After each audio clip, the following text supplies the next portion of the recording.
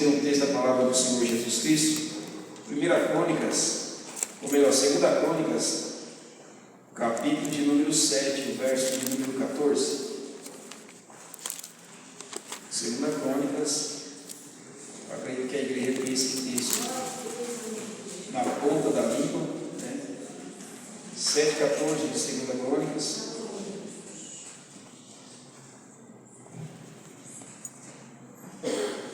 Vamos ler na tela aí para nós fazer uma leitura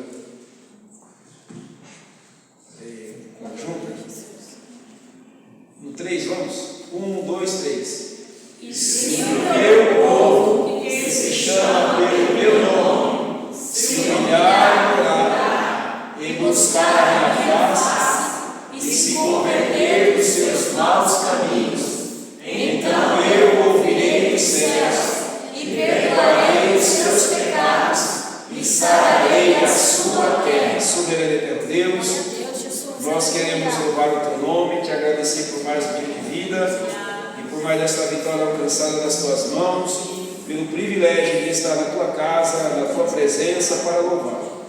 E desta feita mais uma vez estamos diante da tua palavra, e é a tua palavra que nos alimenta, que nos sustenta, a tua palavra que nos traz vida. E neste momento pedimos a Ti que o Senhor mais uma vez abra-nos a porta da Tua palavra e continue falando conosco, Jesus, por Tua infinita graça, bondade e misericórdia. E nos ajuda também, Senhor Jesus, a vivermos conforme a Tua palavra, a caminharmos na Tua presença conforme a Tua palavra. É o que nós te pedimos e somos agradecidos a Ti por tudo, em nome de Jesus. Amém e amém. Podem sentar-nos? Hoje eu quero encerrar o assunto que nós já estamos há algumas semanas aí aprendendo sobre ele, sobre a ação do Espírito Santo, ou a atuação do Espírito Santo no Antigo Testamento. E esse texto, eu vou encerrar com esse texto, exatamente porque ele tem uma proposta muito interessante para nós enquanto igreja. Porque o momento em que esse texto está sendo citado, não é um homem que está falando aqui, não é Salomão que está falando esse texto. Esse texto, na verdade, é uma resposta de oração de Deus para Salomão.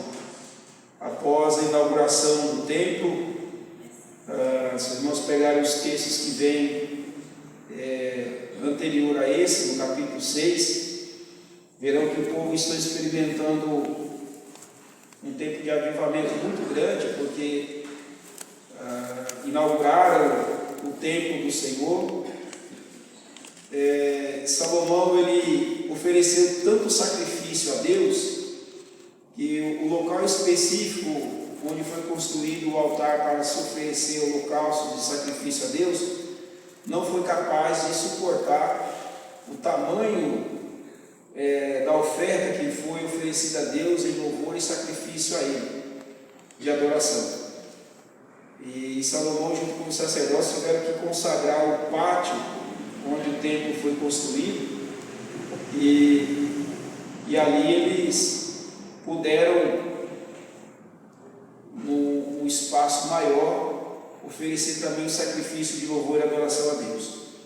E após eles oferecerem aquele sacrifício, a presença de Deus foi tanta naquele lugar, a glória de Deus foi tanta naquele lugar, que os sacerdotes não conseguiam entrar no local. Tamanha era a presença de Deus naquele lugar. Era uma coisa muito forte, muito contundente, que a nação de Israel estava experimentando. E Salomão é esse homem que Deus vai usar para trazer esse avivamento espiritual para o povo.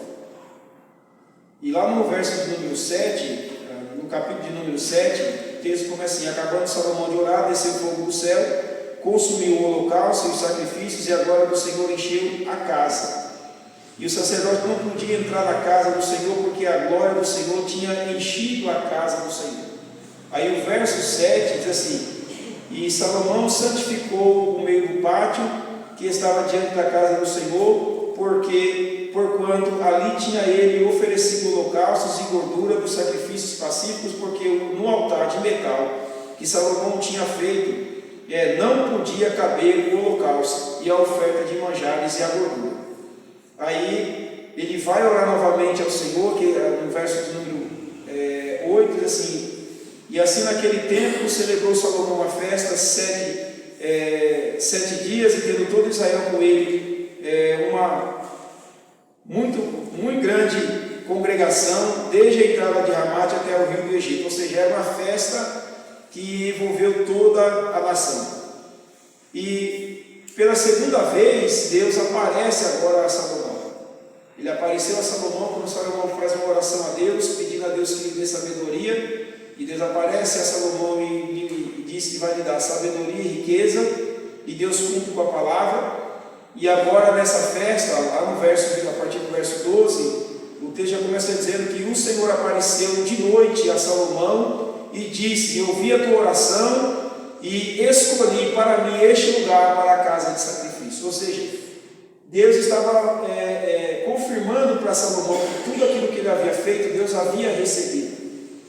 Então imagine o coração de Deus como que estava com a nação de Israel, com o seu líder ali, que procurou trazer o povo para adorar a Deus, para sacrificar e para ter de fato uma conversão de adoração ao Deus de Israel. Então foi algo muito poderoso, e Deus não se conteve. Essa a gente pode dizer que a oração e a adoração, irmãos, ela move Deus do seu trono. Aleluia.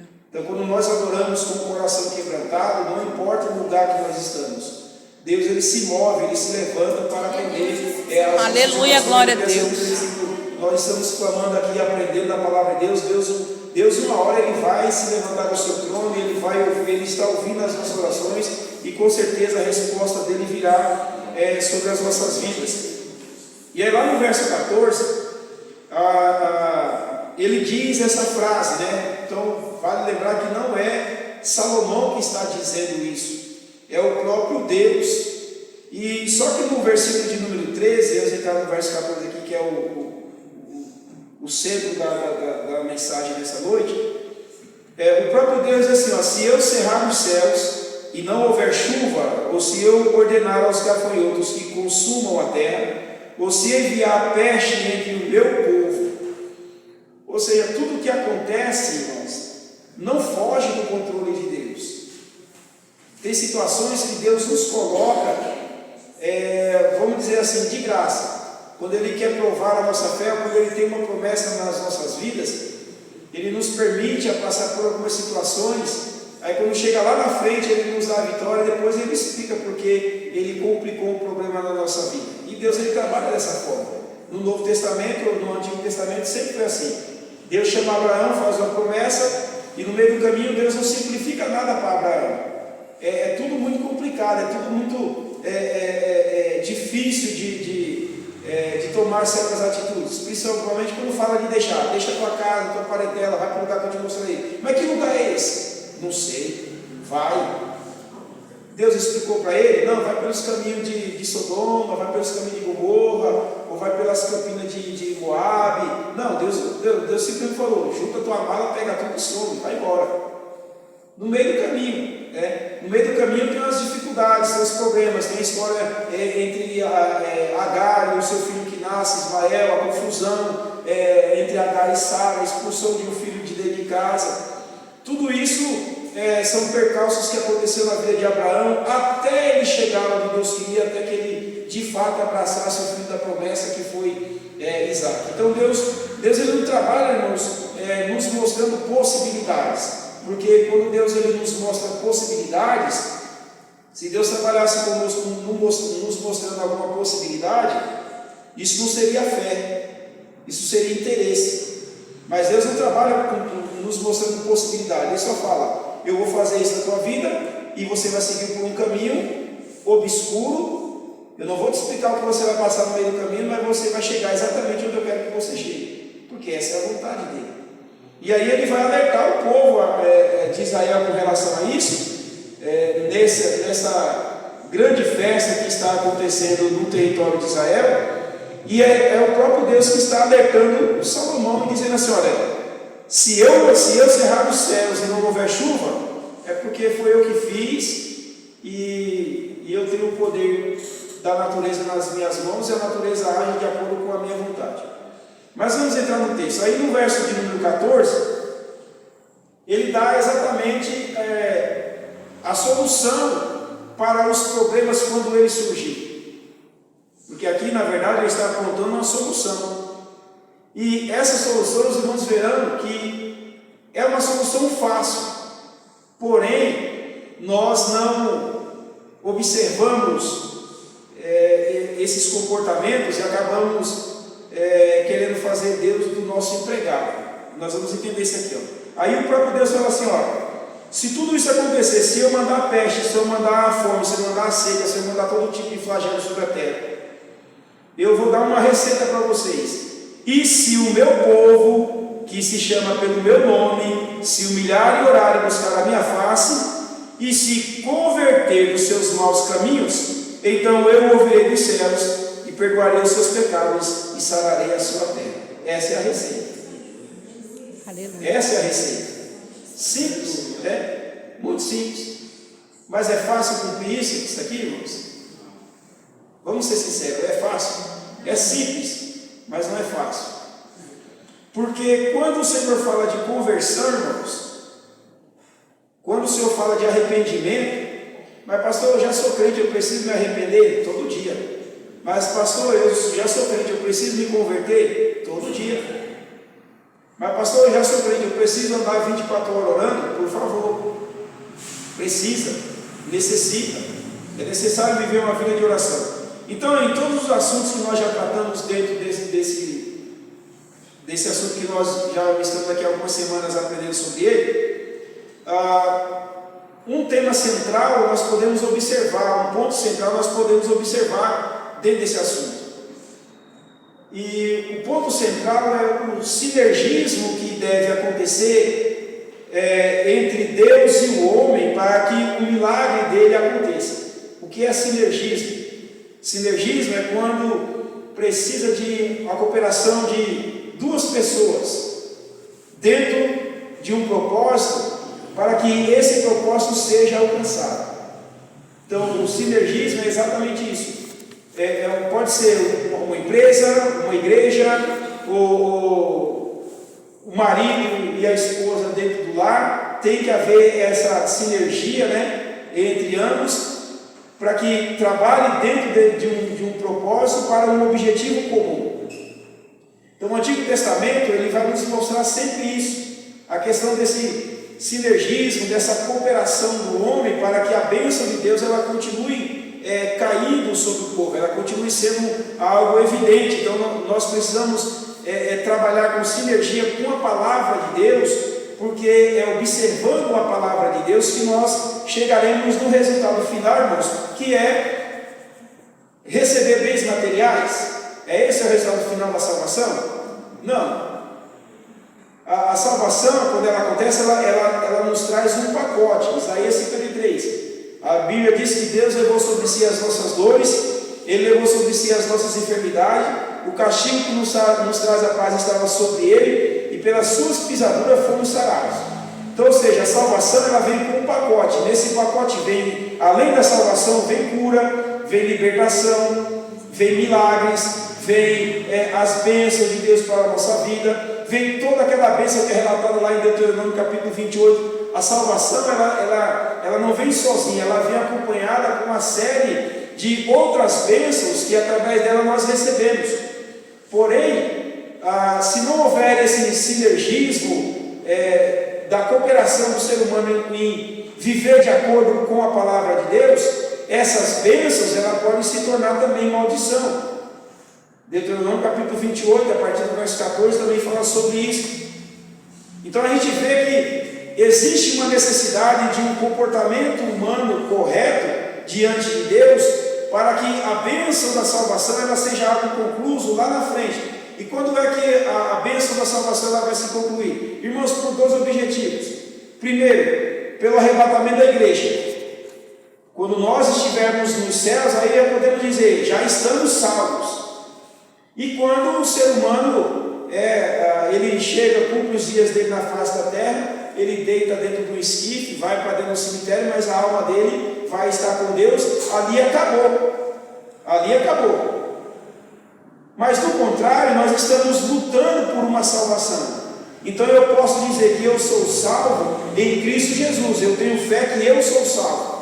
Mas porém, nessa caminhada, se eu me desviar do caminho, o que pode acontecer? Eu posso perder a salvação no meio do caminho, por me envolver com as coisas do mundo, por não viver baseado na verdade que é a palavra de Deus. Então no meio do caminho eu posso tropeçar e cair, e de repente Jesus volta, ou passar por algum mal súbito, que isso pode acontecer, de repente morrer e perder a salvação por causa do envolvimento com o mundo. Então o que Deus estava dizendo para a nação de Israel aqui, ou respondendo para Salomão como líder espiritual da nação de Israel, era exatamente isso. Olha, se o meu povo que se chama pelo meu nome se humilhar, e orar e buscar a minha face, eu ouvirei do céu, perdoarei os seus pecados e sararei a terra. É simples. Então é uma reciprocidade de Deus trazendo benefício para aqueles que andam de acordo com a palavra de Deus.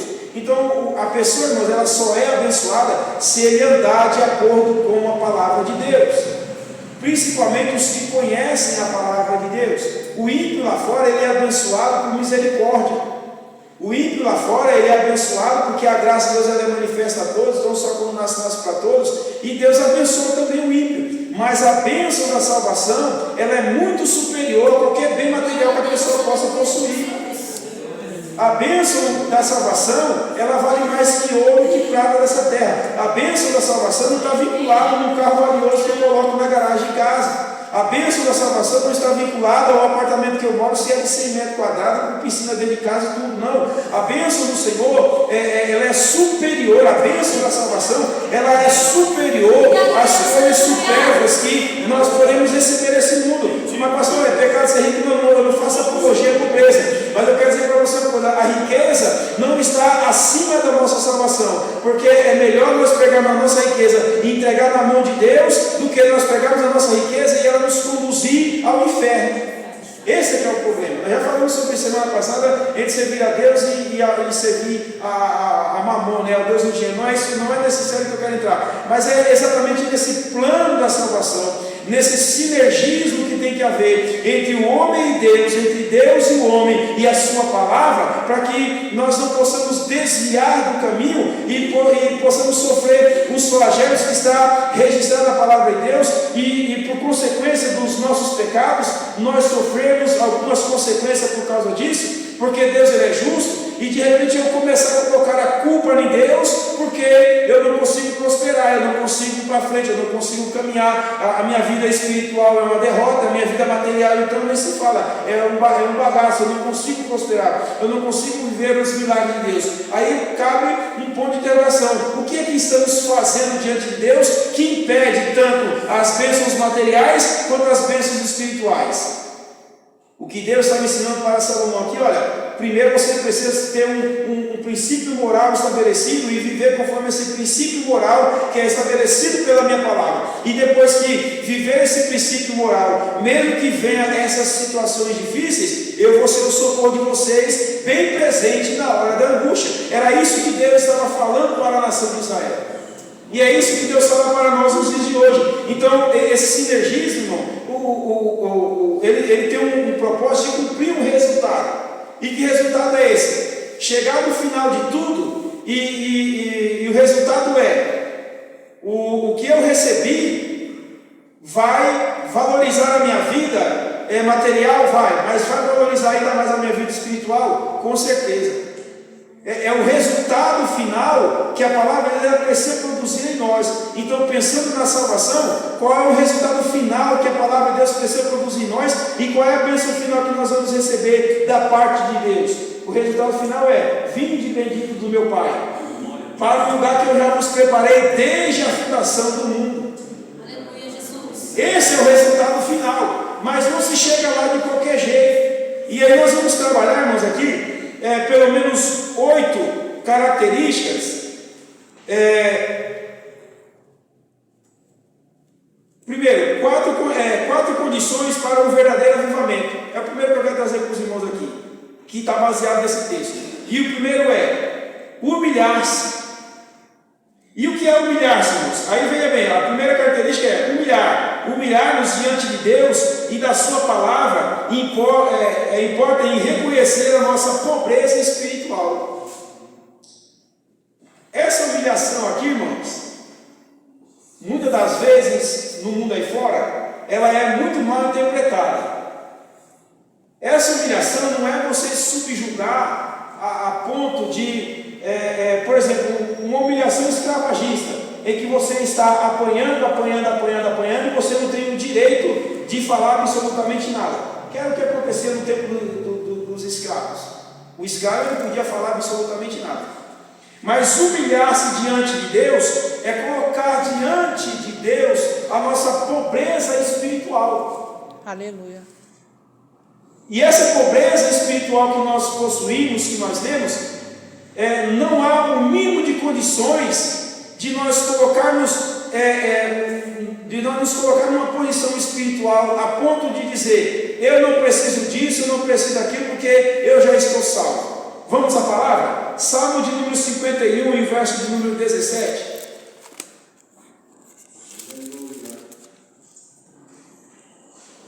Os sacrifícios para Deus são o espírito quebrantado, é o coração quebrantado e contrito, não desprezará, ó Deus.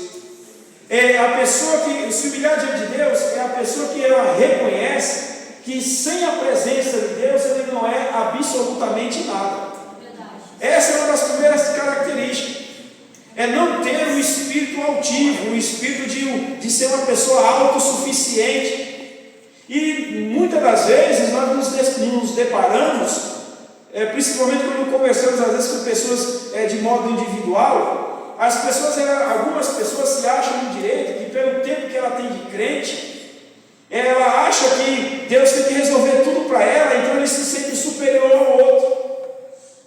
Porque o fulano é assim, mas eu sou assado. Porque o ciclano não tem isso, mas eu tenho isso. Eu já ouvi, irmãos, eu vou ser bem sincero aqui com a igreja, os irmãos sabem que eu não sou de ficar rodeando. O fulano lá não tem condições de ocupar essa posição porque ele não é batizado com o Espírito Santo. O fulano lá não tem condições de ocupar tal posição porque ele não tem experiência.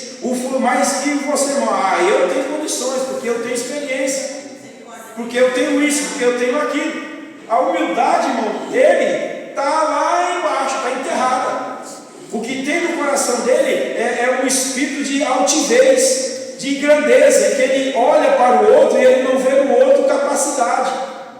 Então ele se coloca numa posição superior. Então se uma pessoa dessa, diante dos homens, ele se coloca numa posição superior, qual é a oração dele diante de Deus? É literalmente a oração do fariseu. Senhor, eu não sou como esses aí, os pecadores, publicanos, não, Senhor, que não faz nada para te agradar, mas eu não, eu oferto a tua casa, eu dizimo na sua casa, eu faço tudo de bom. É aquele mancebo de qualidade. Senhor, o que farei para dar salvação?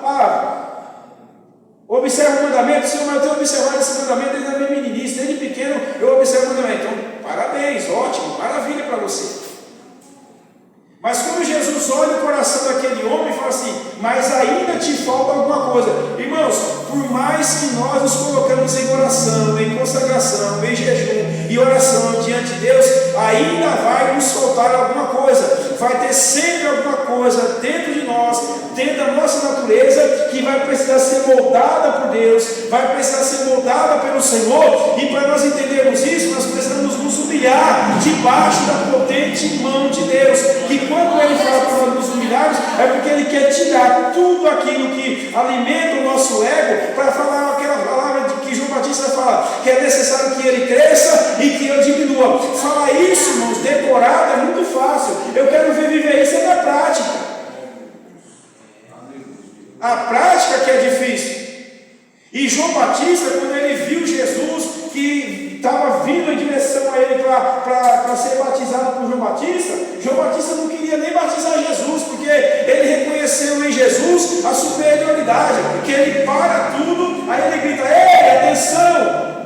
Eis o Cordeiro de Deus que tira o pecado do mundo. Não é ele. O que eu vim fazer é abrir o caminho para ele. Então o caminho já está aberto, ele está vindo aí. Mas tinha um tempo para se cumprir a profecia. Aí eles: calma, João Batista, não é o tempo ainda, eu tenho que cumprir as escrituras, então você vai me batizar. Não, eu careço ser batizado batizado pelo Senhor e o Senhor vem a mim para que eu batize? Porque João Batista reconhecia em Jesus uma autoridade divina, reconhecia em Jesus que Jesus era superior, e Jesus se apresenta a João Batista como homem, não se apresenta a João Batista como Deus. É o que nós temos que aprender, irmãos, é respeitar esse princípio, alguém que é superior a nós, e a Bíblia diz que nós temos que considerar uns aos outros, um superior ao outro. Eu não sei mais nem o pastor Elias, e nem o pastor Elias sabe mais do que eu, e pelo contrário, a gente se ajuda aqui. Os irmãos já percebem isso quando eu erro alguma coisa? É assim ou não é, pastor Elias? Porque nós precisamos, irmãos, um do outro, receber a ajuda do outro e considerar. E isso só acontece, irmãos, quando nós temos um coração humilhado diante da presença de Deus, porque o nosso Jesus é o maior exemplo de humilhação. Ele não exaltou a si mesmo, mas ele humilhou-se a si mesmo, assumindo a forma de servo. Agora tem servo querendo ser Senhor. Esse é que é o problema. E esse servo querendo ser Senhor, ele quer mandar até no Senhor que ele tem, porque não respeita esse princípio de autoridade. É, Deus. Ele quebra esse princípio. Então, se humilhar diante da presença de Deus é mostrar diante de Deus a nossa pobreza espiritual. É o que o salmista está dizendo aqui, o Salmo 51. Porque o salmista Davi, no Salmo 51, ele está colocando diante de Deus os seus pecados. Ele está confessando a Deus os seus pecados.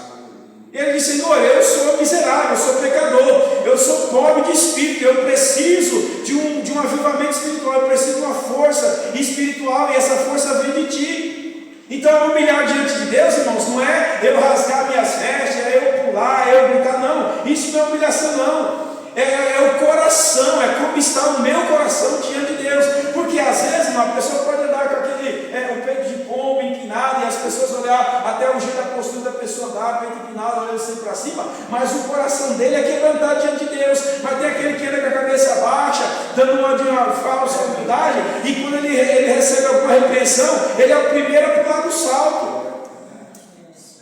E eu já ouvi isso, irmãos. Eu já fui tratar assuntos de igreja com pessoas que a pessoa gritou comigo. Oi, irmão, eu estou fazendo uma mudança tal, a partir de hoje fulano vai sair de tal posição, vai assumir tal posição. Não, o senhor não pode fazer isso. Eu estou, oxe, agora danou-se. O pastor vai ser pastoreado agora, é? Porque falta humildade, irmãos. Falta o reconhecimento. Falta a pessoa saber que a obra de Deus, ela é feita por várias pessoas, e nós temos que respeitar o direito do outro. E os irmãos estão cansados de ouvir eu falar isso aqui. Eu respeito hierarquia. Se eu tenho um líder no departamento, esse líder tem autoridade, ele tem autonomia. Se a coisa degringolou mesmo, ele não conseguiu resolver lá, aí traz para nós. Se for o caso de disciplinar, a gente disciplina, mas vamos entender o caso, vamos tentar resolver. Sabe o que é isso, irmão? A humildade, ela precede a honra, e aquele que é humilde diante de Deus, o Senhor vai te honrar, pode ter certeza disso. Ele vai te honrar, Ele vai te fortalecer, Ele vai te dar graça, Ele vai te dar força, Ele vai reconhecer a tua humilhação, como Ele reconheceu a humilhação de Davi. E nós não vemos Deus em nenhum momento jogando no rosto de Davi o seu pecado, porque quando ele chega diante de Deus, ele confessa o seu pecado e ele se humilha de verdade. Você não vê mais Davi repetindo o pecado, cometendo o mesmo erro. Muito pelo contrário, você vai ver um Davi que serve a Deus, um Davi que ora a Deus, um Davi que busca a presença de Deus. Por quê? Porque ele se humilhava debaixo da potente mão de Deus, e Deus o exaltou novamente. Deus exaltou. Então essa é a primeira característica, é humilhar-se diante de Deus e da sua palavra. Importa em reconhecer a nossa pobreza espiritual. Mateus capítulo 5, verso 3, por favor, correto para nós aí. Mateus 5, 3. Bem-aventurados os pobres de espírito, porque deles é o reino dos pobres de espírito, irmão. Aquele que é pobre de espírito, aquele que não tem uma altivez no seu espírito, ele tem um céu por herança. Isso não é maravilhoso para a nossa vida?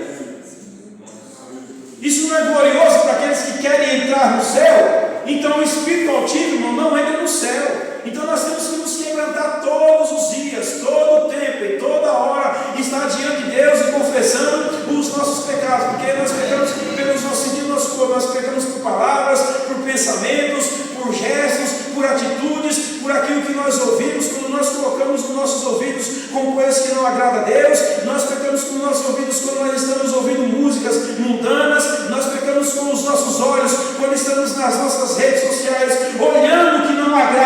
Deus. E isso tudo contamina a nossa alma. E nós pecamos em todo o tempo, em todos os instantes. Nós somos levados a pecar. Porque quando às vezes você está andando na rua, você não quer ouvir, mas é obrigado a ouvir. E de repente, quando você está na tua casa, você se lembra de uma música cheia de palavrão que você ouviu. Repreenda, se vir para os teus lábios. Repreenda isso em nome de Jesus, porque isso não é de Deus. Isso é reconhecer a tua necessidade, o quão pobre nós somos diante de Deus e o quanto carente nós somos da graça, da bondade e da misericórdia. Então, portanto, vamos ao primeiro conselho: humilhar debaixo da potente mão de Deus, porque Ele ao seu tempo vos exaltará. É a palavra que vocês estão dizendo para nós essa noite. Aqui, irmãos, o tempo não vai permitir, mas eu quero dar aqui pelo menos nesse texto de Mateus capítulo 5, que ele fala sobre as bem-aventuranças. Ele fala sobre essa palavra bem-aventurança repetida pelo menos 9 vezes, e em 8 vezes ele fala um tipo de espírito, ou um tipo de espírito que nós devemos ter diante de Deus. Primeiro, é um espírito quebrantado, que eu já falei para os irmãos aqui. Segundo, é um espírito penitente. O que é um espírito penitente? É um espírito que ora a Deus, que clama a Deus. É um espírito que ele está sempre preocupado com a sua vida. Vamos pegar alguns textos aqui. Isaías 61, verso 2. O espírito penitente.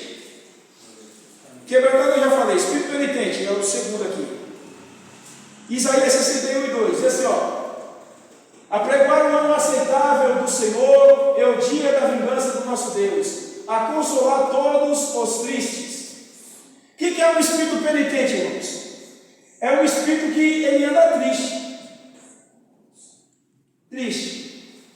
Mas pastor, então você está dizendo para mim que eu tenho que andar triste? Não, vamos entender isso aqui. O pecado alegra a alma, sim ou não? Não. Alegra. Alegra. Porque a alma é a nossa natureza. Então quando a pessoa está em pecado ou no pecado, ela está feliz da vida, porque ela está satisfazendo o desejo da sua própria carne. Um espírito penitente ou triste, que é a última frase do texto ali, o que significa isso? São pessoas que ela tem um espírito dele é quebrantado diante de Deus, e agora ele está triste porque pecou. Ele está triste porque pecou. Então ele não se conforma. Então aquele pecado causou nele um arrependimento, e esse arrependimento trouxe a ele tristeza. Esse pecado que ele cometeu levou ele ao arrependimento. Ele se arrependeu porque ele reconheceu que ele é um pecador. É Davi. Ele é um pecador e ele precisa se arrepender. E pelo pecado que ele cometeu, mesmo que ele confessou, ele está triste pelo erro que cometeu. E aí ele chega diante de Deus, ele coloca essa tristeza como que pedindo a Deus o tempo todo misericórdia pelo pecado que cometeu.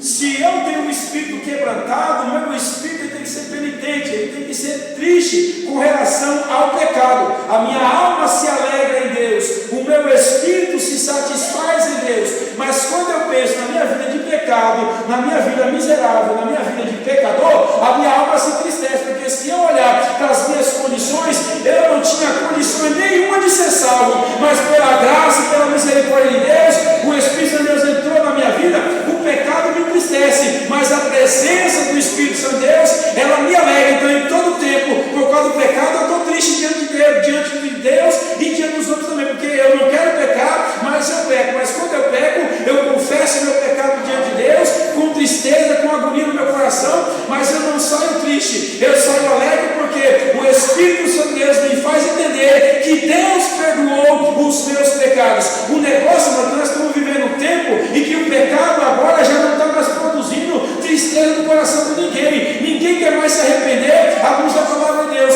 Mas quando nós temos o Espírito Santo de Deus, nós buscamos e nos humilhamos diante de Deus, o nosso espírito se torna penitente e a nossa alma agora ela começa a se alegrar, ficar triste por causa do pecado. Mas quando nós buscamos a presença de Deus e pedimos a Deus perdão pelos nossos pecados, nós saímos alegres à presença de Deus. Porque no Salmo 51 a gente vê isso. Nós vimos o Davi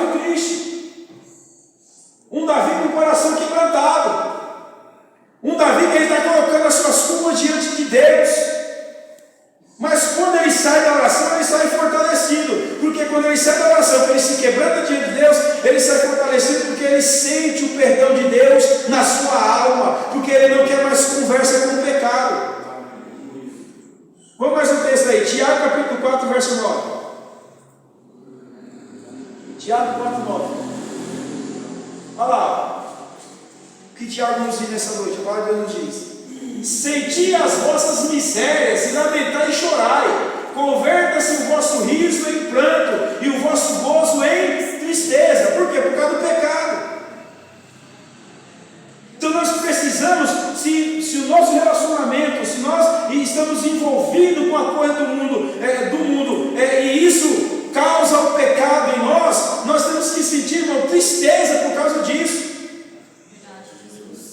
Nós temos que sentir a agonia na nossa alma e nos colocar diante de Deus. Projeta para nós aí 2 Coríntios capítulo 7, de 9 a 11.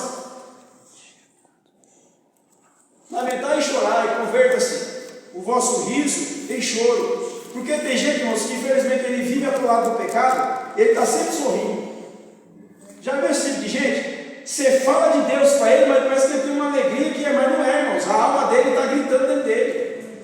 Porque ele vai jogar o sentimento dele no vício, na bebida, na prostituição, nas drogas. É isso que acontece. Vamos lá, 1 Coríntios capítulo 7, de 9 a 11. Agora fogo, não porque fosse contristado, mas porque fosse contristado para arrependimento. É Paulo aconselhando a igreja de Corinto, dizendo assim: olha, agora fogo, não porque fosse contristados. Isso aqui, contristado confessou o pecado e a palavra entrou, eles ficaram tristes, mas essa tristeza não é uma tristeza comum, não é uma tristeza qualquer, mas é uma tristeza profunda. E quem causa essa tristeza profunda no ser humano? Quando o ser humano ele tem encontro com a palavra de Deus, aí é como literalmente um espelho, né? Ele está vendo o seu rosto no espelho e está dizendo: eu sou pobre, sou miserável, eu sou pecador e careço da graça e da misericórdia. Aí pode dizer assim: ó, agora fogo não porque fosse contristado, mas porque fosse contristados para arrependimento. Ou seja, se arrepende dos pecados. Essa tristeza por causa do pecado foi tão profunda e eu me arrependi dela de um jeito tão grande, porque eu me arrependi do meu pecado, então eu não quero mais viver agarrado com o pecado, não, eu quero deixar o pecado para lá. É lutar contra a sua própria natureza, pois foste conquistado segundo Deus. Então quem é que o coração que ele se volta para Deus, irmãos? Não é um homem que vai, não é simplesmente um homem que vai com palavras bonitas que vai conseguir resolver o pecado da alma do outro homem. Não, é a palavra de Deus. Porque a palavra de Deus ela é viva, ela é eficaz, ela é mais penetrante que qualquer espada de dois gumes. E ela é alta para discernir os pensamentos e a intenção do coração do homem. É a palavra. Então quando ela entra como uma navalha, cortando por dentro, literalmente arrancando, mostrando para o homem o seu pecado que está na sua alma, mas ao mesmo tempo que ela mostra, ela arranca, porque a mesma palavra que mostra ao pecador que ele é miserável, que ele é pecador, essa mesma palavra, ela mostra a solução para o pecado do homem. E quem é a solução para o pecado do homem? Chama-se Jesus de Nazaré. Ele é a solução para o pecado do homem, mas ele só age através do quê? Através de uma humilhação, de um coração quebrantado. Não é o verdadeiro crente que tem um coração quebrantado, ele não se alegra, ele pode até pecar, porque é normal pecar, irmão. Aqui não é um super-homem falando para super-homens e super-mulheres, não. É normal pecar. O que não é normal é o cristão viver no pecado.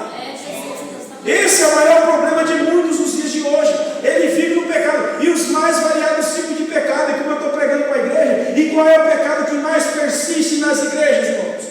Qual é o pecado que mais persiste no nosso meio? É o pecado da murmuração, é o pecado do disse-me-disse, é o pecado do que fulano falou, do que ciclano falou. Esse é o pior pecado que corrói com um câncer a vida espiritual de muitos crentes, que nunca se satisfaz com nada, para ele nada está bom. Se o pastor prega uma hora está ruim porque pregou demais, se prega 15 minutos é porque não tem palavra. Aleluia!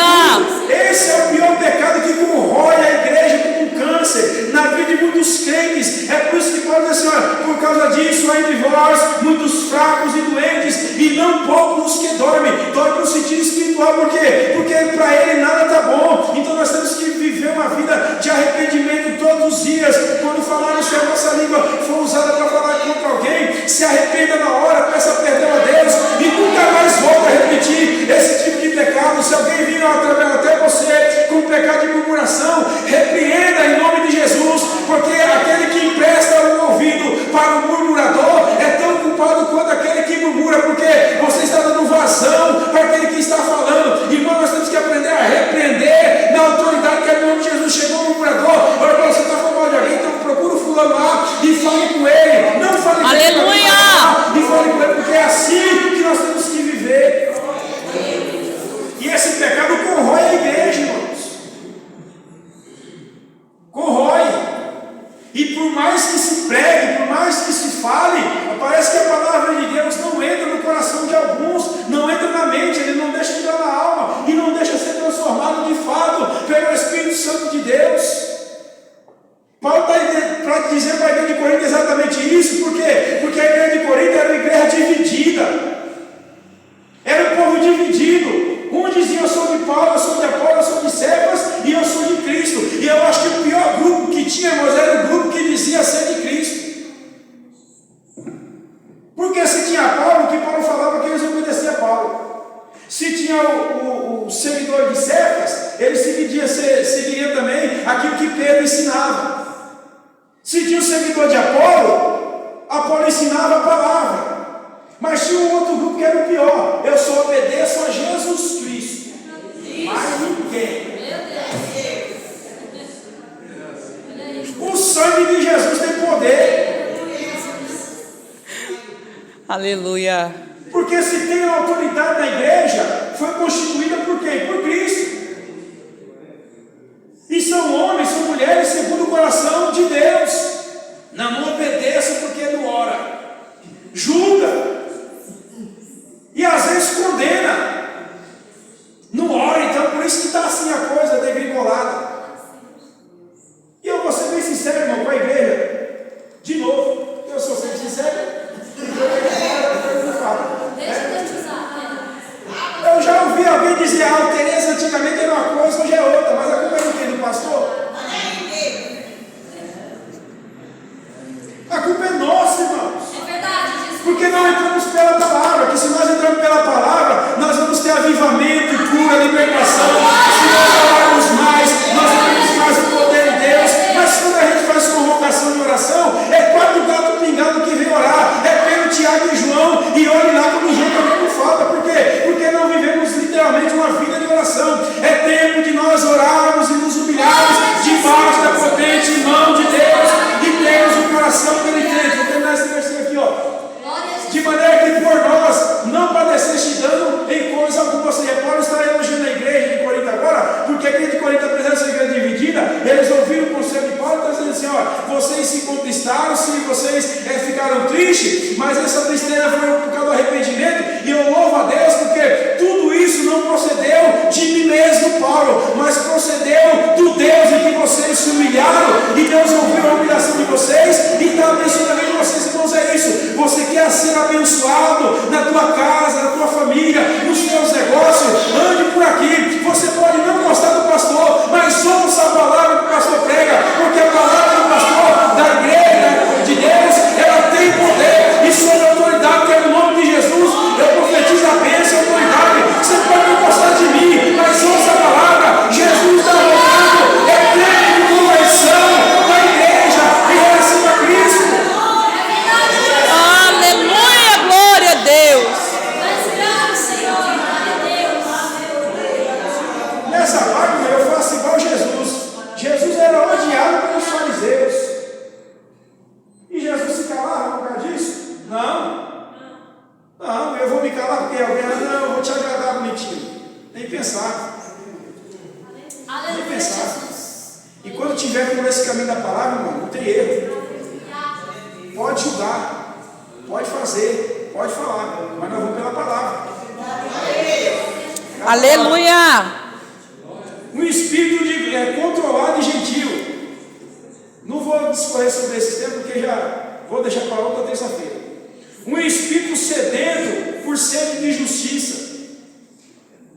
Irmãos, quando eu peguei um espírito sedento por sede de justiça, eu comecei a pensar, junto com os Espírito ali sentado ali em casa agora à tarde, eu fiquei pensando, que justiça é essa? Que sede de justiça é esse, Jesus? O que seria justo no nosso conceito humano? Se nós vamos tratar a justiça segundo o conceito humano, se eu parasse para ouvir cada caso aqui de problema, cada um dentro do seu contexto histórico de vida, você tem uma justificativa e algo para que você seja justificado, ou seja, justiçado, vamos dizer assim, pela situação e pela circunstância, tem que atender exatamente a tua demanda, a tua necessidade, assim não é? Um exemplo, a pessoa trabalha numa empresa, a empresa não cumpre com o propósito dela, você sai, coloca a igreja, a empresa no processo, e aí você vai diante do juiz. O que o juiz vai fazer? Ele vai julgar a causa, ele vai analisar os prós e os contras, o que você tem direito e o que você não tem direito, e ali ele vai dar a sentença.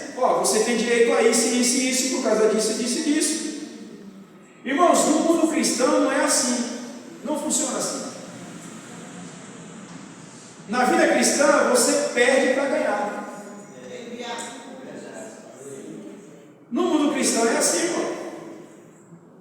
Você perde para ganhar.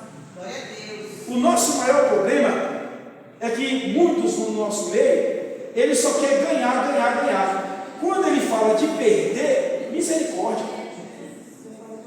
E aí vamos levar essas causas agora diante de Deus. Senso de justiça. Senhor, julga a minha causa conforme a tua regra justiça. Aí Jesus fala, peraí, mas a sua justiça perante mim, sabe o que ela serve? Como um trapo de imundícia. É pano velho, que não serve nem para fazer remendo, nem pano velho, nem pano novo, porque já está velho. Tem costureira aqui, tem, a irmã Maria Deus é costureira. A senhora consegue fazer, irmão, um remendo velho num pano novo? Não dá. E o contrário também é verdadeiro. Aí a pessoa chega diante de Deus, ela se acha injustiçada por alguém. E aí ela vai chegar diante de Deus, irmãos, e isso acontece. A chamada oração contrária. Senhor, o fulano fez isso comigo, faz isso com ele também. Pede vingança para o próprio irmão que ele comunga junto na ceia. Pede vingança contra o irmão que ele professa a mesma fé, congrega no mesmo lugar, participa da mesma ceia, às vezes até conversa, dialoga no dia a dia, mas porque se sentiu ofendido? Não, irmão. Se você é um ofendido e você sabe quem é o seu ofensor, o que é que a Bíblia diz? Vai até o teu irmão. Mas eu não devo nada, mas vá até ele. Você não deve, mas vá até ele. Sabe o que é isso? É o senso de justiça divina, de Deus. Ela é o contrário à nossa. A nossa é se aquela pessoa me deve, é ele que tem que chegar em mim e falar alguma coisa, não é eu que tenho que chegar nele. No senso de justiça de Deus é o contrário. Eu não fiz nada contra o fulano, mas eu vou chegar no fulano e vou pedir perdão porque ele chegou em mim, ele virou a cara para mim e está um pouco indiferente, mas ele tem, às vezes a pessoa não sabe, mas ele está orando e pedindo que Deus entre com justiça e muitas vezes até mate a pessoa. Aleluia. Eu vi um tempo na igreja em que se fazia oração contrária para desmanchar casamento.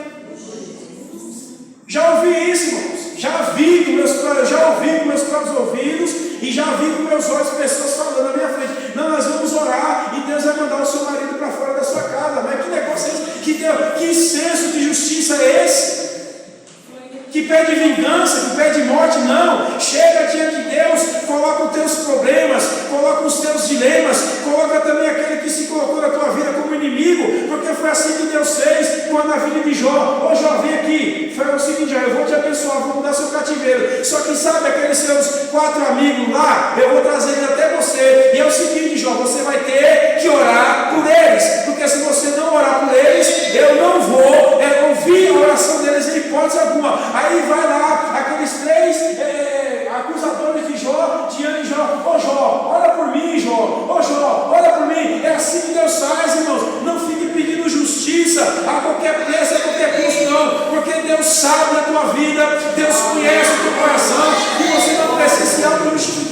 porque alguém está falando ou alguém está reclamando da tua vida. Deixe que fale, deixe que reclame. Glória a Deus, aleluia.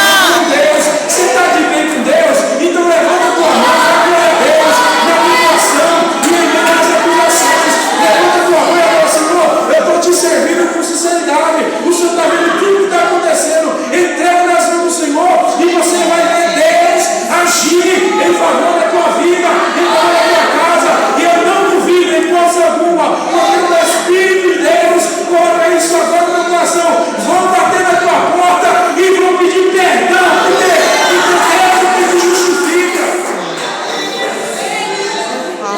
Vamos te pedir perdão, não se preocupe. Esse é o Espírito, irmão, faminto e sedento por justiça. Foi injustiçado, não se preocupe, entrega na mão de Deus. Glória a Deus, aleluia. Um espírito compassivo e misericordioso, um espírito puro, um espírito de mediação, ou seja, aquele que gerencia conflitos. O espírito de mediação, irmãos, é um espírito, eu estou pulando aqui alguns, mas esse é o penúltimo. Espírito de mediação, irmãos, é aquele que gerencia conflito. Quando eu era moleque, a gente tinha essa mania de pegar dois gatos no colo, colocava um em frente ao outro e apertava o rabo deles. E soltava. O couro comia. Era uma gritaria que aqueles gatos faziam, que era para nós, era diversão, não é? Não tinha que fazer. Vamos entender isso aqui na prática hoje? Tem crente que é assim, irmão. Ele não faz uma intermediação para gerenciar o conflito, para acabar com o conflito. A Bíblia diz assim que bem-aventurados os pacificadores. Tem crente que não é pacificador, não, irmão. Tem crente que ele é encrenqueiro, ele arruma encrenca com os outros, depois ele fica de fora, igual eu fazia com os gatinhos. Eu falo, eu não era só eu, né? Era um aqui que fazia.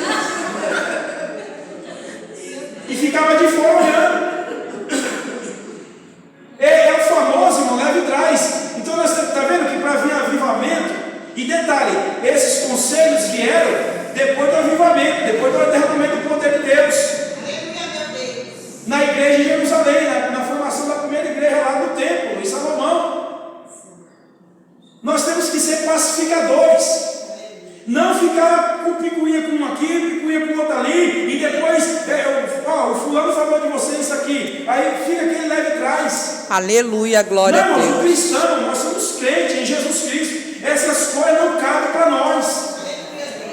Essas coisas não cabem para a vida do crente, seja um jovem, uma criança, um adolescente, a irmã, o irmão, o obreiro, isso não cabe. Se tem algum problema para resolver com o irmão, chama o irmão no particular, irmão, está acontecendo isso, isso, isso. Mas não fique de canto, murmurando, reclamando para um e para outro, porque vai surgir alguém para te dar um mau conselho. E, irmãos, é mais fácil as pessoas seguirem um mau conselho do que um bom conselho. Então nós temos que ter um espírito pacificador, de mediação. Ó, o negócio aí está pegando fogo, eu vou fazer o quê? Eu vou jogar gasolina para pegar mais fogo ainda? Não. Eu vou lá, eu vou com o extintor para apagar. Aleluia. E para cada, irmãos, em detalhe, para cada tipo de fogo, você tem um produto diferente para apagar. É verdade. Você não pode, no incêndio, eu já fiz curso de brigadista, a gente sabe mais ou menos na teoria como é que funciona isso. Para cada tipo de fogo, tem um tipo de material que você usa para apagar o fogo. Então, por exemplo, um computador na sua casa, uma televisão está pegando fogo, você não vai pegar uma mangueira com água e esguichar a água ali que você vai morrer eletrocutado, porque a água passa corrente elétrica e você vai morrer eletrocutado na hora. O que você tem que usar? Tem que usar um pouquinho. E aí você vai com o extintor de um pouquinho ali e assopra aquele negócio e o fogo apaga. Na nossa vida, irmão, tudo nós temos que pegar como exemplo. Tem situação que você não é você falando ou você agindo conforme o seu bel prazer que vai resolver, para intermediar alguma coisa. Se está vendo que está tendo um conflito, uma confusão, e você não tem uma palavra na hora, vai orar. Aleluia! Para Deus te dar sabedoria, mas também não chega colocando a mão no fogo de qualquer jeito não, porque você pode se queimar. Mas peça graça, peça sabedoria, mas nunca seja aquele que ajude a espalhar o fogo, porque dependendo do material que você tentar usar para apagar o fogo, você vai mais a espalhar o fogo do que acabar com ele.